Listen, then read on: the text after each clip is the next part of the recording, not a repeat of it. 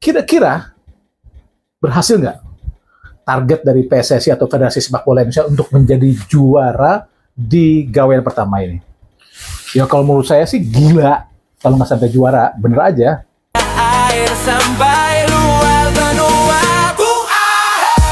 Assalamualaikum warahmatullahi wabarakatuh. Salam olahraga. Baik rekan-rekan, ketemu lagi nih dengan saya Hadi Gunawan atau Bung Ahai dalam The Ahai Show.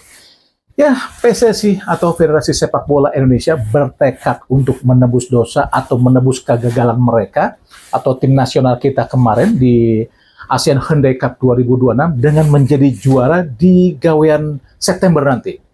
Apa itu? Ya tentu saja FIFA ASEAN Cup 2026 yang pertama kali akan dihelat oleh FIFA tentunya ya. Karena ini memang helatan FIFA karena bertepatan dengan FIFA Match Day. Nah, kira-kira berhasil nggak target dari PSSI atau Federasi Sepak Bola Indonesia untuk menjadi juara di gawean pertama ini? Ya kalau menurut saya sih gila kalau nggak sampai juara, bener aja. Dengan materi pemain-pemain kita yang bermain di Italia, bermain di Jerman, bermain di Prancis, dan terutama bermain di Belanda, ada juga di Amerika Serikat. Wah, saya nggak habis pikir kalau memang tim ini gagal menjadi juara. Karena materi pemain yang bermain di kompetisi-kompetisi penting di Eropa ini, jujur aja, kalau dihimpun atau mereka bermain bersama lagi dalam tim nasional Indonesia, sudah bisa dibuktikan kan, lolos ke ronde ketiga, berhasil maju ke ronde keempat di kualifikasi Piala Dunia 2026, ini menandakan bahwa kualitas pemain-pemain kita atau tim nasional kita yang diisi oleh pemain-pemain diaspora kita yang bermain di Eropa, ya jujur aja, kelasnya memang selevel di atas tim-tim Asia Tenggara, baik itu Singapura, Malaysia, Vietnam, ataupun juga Thailand. Buktinya ya terbukti kan, mereka gagal untuk main di ronde ketiga di kualifikasi Piala Dunia 2026. Mereka hanya bermain di ronde kedua saja. Memang itu penurunan prestasi dari tim-tim seperti Vietnam atau Thailand yang sebelumnya selalu bisa tampil di ronde ketiga sebelum Indonesia mampu menapakinya di kualifikasi Piala Dunia 2026. Ya, jadi kembali lagi, kalau menurut saya sampai gagal juga, gila namanya, jujur aja, gila kalau sampai gagal menjadi juara. Itu tadi saya sudah sebutkan kenapa, levelnya memang sangat bagus untuk tim nasional kita.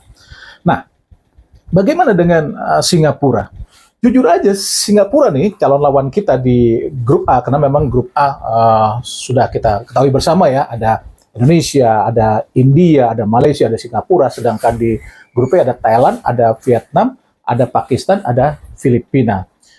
Memang dalam beberapa hari terakhir ini ada kabar bahwa India telah menarik diri ya karena mereka ingin bertemu dengan Brazil di pertandingan persahabatan di FIFA Matchday di tanggal 3 Oktober. Ya, memang sebuah pilihan yang sangat sulit ya. Kapan lagi untuk bisa bermain dengan juara dunia 5 kali seperti Brazil ya. Ini kesempatan yang sangat langka untuk menjadi lawan dari Brazil. Mungkin India berpikirnya seperti itu. Nah, penggantinya kita belum tahu apakah mungkin Hong Kong yang berada di Challenge Division akan naik karena memang tim-tim yang tadi saya sebutkan tadi adalah Premier Division. Karena memang jujur aja agak membingungkan nih pemilihan grouping dari turnamen ini karena Indonesia, India, Malaysia, Singapura itu peringkat FIFA-nya tuh jauh di bawah oleh Thailand, Vietnam. Tapi Thailand, Vietnam itu berada dalam satu grup. Nah, mungkin ya, ini kesempatan Indonesia sebetulnya untuk bisa mengungguli Malaysia, Singapura, ataupun pengganti India nanti untuk menjadi juara grup dan bertemu calon lawan kita di grup B nanti, ataukah Thailand, ataukah Vietnam yang memang memiliki peringkat yang sangat baik. Memang agak membingungkan untuk bagaimana grouping dari turnamen ini. Berdasarkan apa sehingga Indonesia berada di grup A terpisah dari Thailand dan juga Vietnam. Mungkin yang harus jika benar ya, sesuai dengan plotting atau voting yang didasarkan peringkat FIFA, bisa saja sebetulnya Indonesia bertemu dengan Vietnam atau juga Thailand di satu grup. Tapi ternyata kita terpisah dari Thailand dan Vietnam yang sebetulnya memiliki peringkat jauh lebih baik dibanding Indonesia yang memiliki peringkat 118 FIFA. Sedangkan India 138, Malaysia 136, sedangkan Singapura 148. Nih kesempatan lagi untuk bertemu Singapura. Sedangkan Pakistan ada di 198, Filipina 135. Ini agak membingungkan sebetulnya. Memang agak membingungkan untuk pemilihan tadi grouping dan juga bagaimana penempatan divisi. Karena Pakistan itu kan 198, sedangkan di bawahnya di Challenge Division ada Hong Kong, ada Myanmar yang memiliki peringkatnya sebetulnya jauh lebih baik dibanding Pakistan. Hong Kong 156, Myanmar 158. Jadi pemilihan satu grouping juga nggak jelas dan pemilihan divisi juga kurang paham juga apa yang menjadi latar belakang sehingga ada penempatan seperti itu. Nah, sekarang ini ada kesempatan untuk menebus dosa atau mengalahkan Singapura, karena kita kemarin gagal di tangan Singapura karena bermain imbang dengan 1-1. Kekuatan Singapura sudah jelas bisa dibaca. Kekuatan kemarin ada kekuatan inti dari Singapura.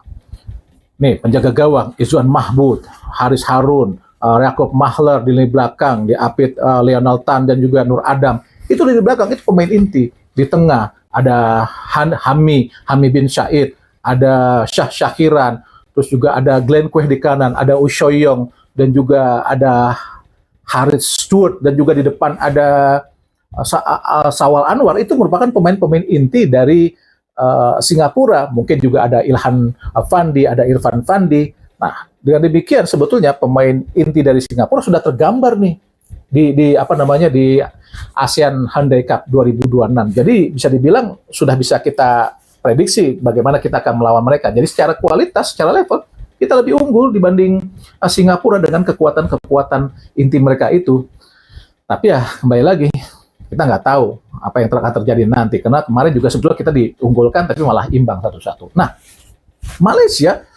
Malaysia juga sebetulnya memang tanpa pemain-pemain inti mereka yang dilarang tampil oleh klub-klubnya ya, karena memang bukan FIFA Matchday seperti Dion Kos dari Cerezo Osaka, dan juga ada Corbin Ong, back kiri yang bermain di JDT, ada Safawi Rashid JDT, pemain depan, ada Romo Morales, ini naturalisasi asal Kolombia ya, yang sebelum bermain di JDT tapi sedang dipinjamkan di Terengganu.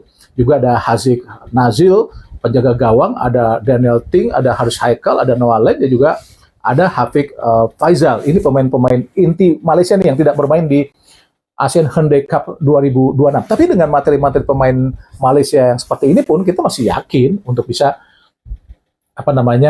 mengalahkan mereka, karena memang kualitas pemain-pemain kita itu jauh lebih baik seharusnya. Jadi untuk bisa menjadi juara grup di grup A di Premier Division, seharusnya Indonesia bisa untuk bersaing dengan Singapura ataupun juga Malaysia. Nah, kita belum tahu nih lawan kita pengganti India, karena India memang kabarnya mundur karena memang sudah saya sebutkan tadi akan bertanding melawan Brazil.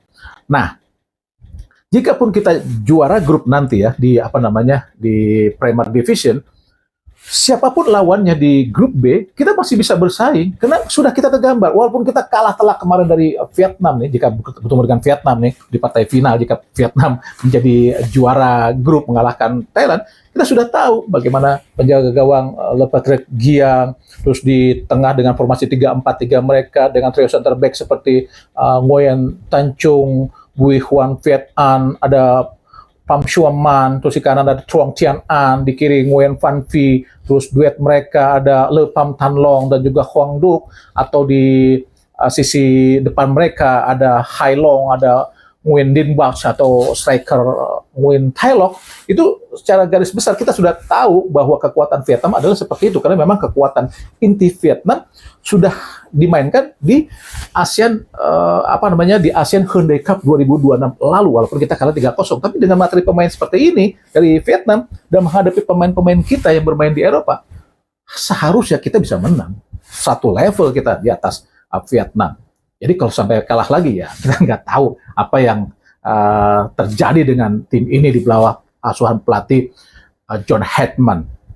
Nah, dengan kekuatan seperti ini yang harus kita waspadai adalah bagaimana kematangan taktik dari pelatih Kim Sang-sik. Terbukti kemarin bahwa kekuatan taktik mereka itu bisa mengalahkan kemapanan dari tim kita. Kemarin bagaimana mereka untuk mempersiapkan tim mereka Vietnam untuk menghadapi Indonesia, itu sampai mereka itu melepaskan Nguyen Quang Hai digantikan dengan namanya Le Pham Tan Long.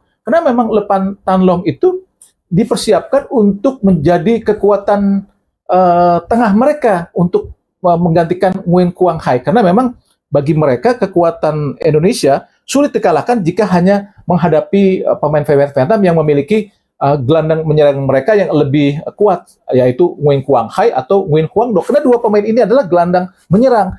Makanya Nguyen Quang Hai itu digantikan oleh Le Pham Thanh Long sebagai seorang gelandang bertahan. Nah, kekuatan mereka itu antisipasi yang dilakukan oleh Kim Sam-sik untuk menggantikan Nguyen Quang Hai dengan gelandang bertahan murni itu menandakan bahwa pelatih Kim Sam-sik lebih paham bagaimana menghadapi tim-tim dari Asia Tenggara atau khususnya melawan Indonesia. Nah, itu kemarin tidak dimiliki oleh John Hetman. Seakan-akan John Hetman tidak paham dengan kekuatan tim-tim dari Asia Tenggara. Jadi sangat telat untuk menghadapi perubahan taktik atau untuk mengubah permainan menjadi lebih cepat. Itu benar-benar tidak diperlihatkan oleh John Hetman saat menghadapi Timur Leste, menghadapi Kamboja, menghadapi Singapura, menghadapi Vietnam. Itu benar-benar tidak terlihat dari namanya John Hetman. Nah, meskipun ini nanti ya, kita tiba-tiba menghadapi Thailand misalkan. Menghadapi Thailand nih. Menghadapi Thailand pun, saya masih tetap yakin bahwa kita masih bisa bersaing dengan Thailand. Walaupun kemarin Thailand itu tanpa pemain-pemain yang bermain di J-League ataupun di tim utama Thailand yang karena memang dilarang oleh FIFA. Kemarin kan tidak ada Chanatit Songkrasin dari BJ Pathum, terus juga tidak ada Tiraton Burmatan, Supanat Muenta yang bermain di Jepang, di Omiya, ada Supacok Suracat yang juga bermain di Consadole Sapporo di Jepang, ada Supaca Jaidet yang bermain di Buriram, di Carlos McPherson. Ini salah satunya pemain Thailand yang mungkin sekelas dengan pemain-pemain kita yang bermain di Eropa. Itu juga ada Tirapat Poetong yang bermain di Sapporo juga, dan juga ada Itinom Tripet yang sebagai seorang gelandang, dia juga bermain di Consadole Sapporo. Itu pemain-pemain Thailand yang bermain di J-League 2 Jepang. Jadi secara kualitas harusnya komposisi Thailand masih bisa dilawan oleh kita. Memang kemarin ada pemain Thailand yang bermain di Ligue 1 ya, itu Erawan Garnier di RC Lens, tapi hanya bermain di musim lalu. Musim ini dia bermain di kasta ketiga dari Liga Prancis, yaitu di Bastia. Jadi secara kualitas seharusnya kita nggak kalah nih dari lawan-lawan kita atau calon lawan-lawan kita di FIFA ASEAN Cup 2026 nanti. Jadi sekali lagi dengan gambaran yang sudah saya sebutkan tadi, jika sampai gagal juga, wah gila benar. Udah nggak habis pikir saya mau gimana lagi. Kalau menurut saya sih ya udah pecat aja John Hetman. Mumpung masih ada waktu untuk bisa bersiap di Piala Asia nanti. Jadi secara umum saya katakan Indonesia harus juara di FIFA ASEAN Cup untuk menebus dosa atau kegagalan kita di ASEAN Hyundai Cup 2026 lalu. Ya, demikian ulasan atau bahasan saya mengenai kiprah atau peluang kita nanti di FIFA ASEAN Cup September nanti. Semoga kita menjadi juara. Oke, saya Hadi Gunawan atau Bung Ahai mengakhiri bahasan ini dengan ucapan terima kasih. Wassalamualaikum warahmatullahi wabarakatuh dan salam olahraga.